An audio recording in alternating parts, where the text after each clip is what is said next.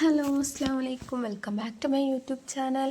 അപ്പോൾ അത് നമുക്കൊരു അടിപൊളി കടലക്കുറുമ എങ്ങനെയാണ് വെക്കുകയെന്ന് നോക്കിയാലോ. അപ്പോൾ അതിന് ഞാനിവിടെ കടലയും കിഴങ്ങും കൂടി ഉപ്പ് ചേർക്കാതെ ആദ്യം ഒരു 1/4 വേവിൽ വേവിച്ചെടുക്കുന്നുണ്ട് കേട്ടോ.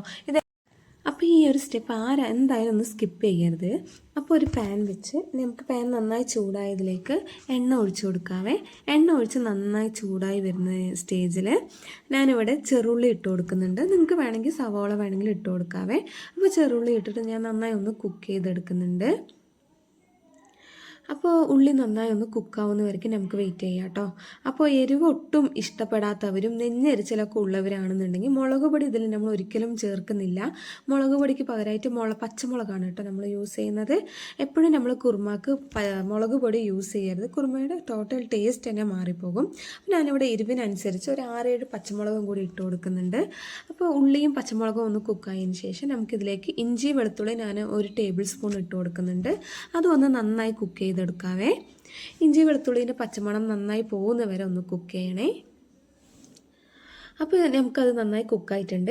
ഈ സ്റ്റേജിൽ ഞാനിവിടെ മഞ്ഞൾപ്പൊടി ഒരു 1/4 ടീസ്പൂണിലും കുറവായിട്ടാണ് ഇട്ട് കൊടുക്കുന്നത്. കുറുമാക്ക് എപ്പോഴും നമ്മൾ മഞ്ഞ കളർ മുന്നിട്ട് നിൽക്കരുത് കേട്ടോ. അതിനൊരു ബാലൻസ്ഡ് ആയിട്ടുള്ള ഒരു കളർ ആവശ്യമായതുകൊണ്ടാണ് ഞാൻ 1/4 ടീസ്പൂണിലും കുറവായിട്ട് മഞ്ഞൾപ്പൊടി ഇട്ട് കൊടുത്തത്. അപ്പോൾ അതൊന്ന് അതിൻ്റെ റോസ് സ്മെല്ല് പോയതിന് ശേഷം ഞാനിവിടെ 2 വലിയ സൈസ് തക്കാളി ഇട്ട് കൊടുക്കുന്നുണ്ട്. അപ്പോൾ തക്കാളി നമുക്ക് നന്നായി ഒന്ന് കുക്ക് ചെയ്ത് കൊടുക്കാമേ. തക്കാളി മാക്സിമം ഒന്ന് ഉടയണം കേട്ടോ.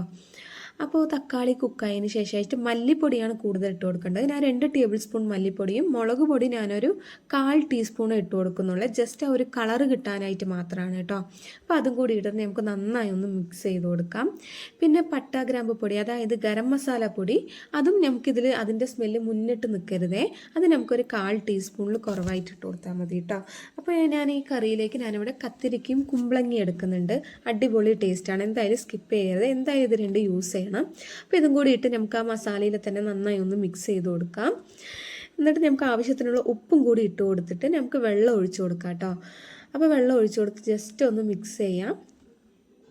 എന്നിട്ട് നമ്മൾ വേവിച്ച് വെച്ച കടലയും ഉരുളക്കിഴങ്ങും കൂടി ഇടുന്നത്. ഉരുളക്കിഴങ്ങ് എന്തിനാണ് നമ്മൾ കടലിൻ്റെ കൂടെ വേവിച്ചതെന്ന് വെച്ചാൽ ഉരുളക്കിഴങ്ങ് വെന്ത് ഉടയുമ്പോഴാണ് നമുക്ക് കറിക്ക് ഒന്ന് ടേസ്റ്റ് കുറച്ച് കൂടുതലായി നിൽക്കുന്നത് കേട്ടോ.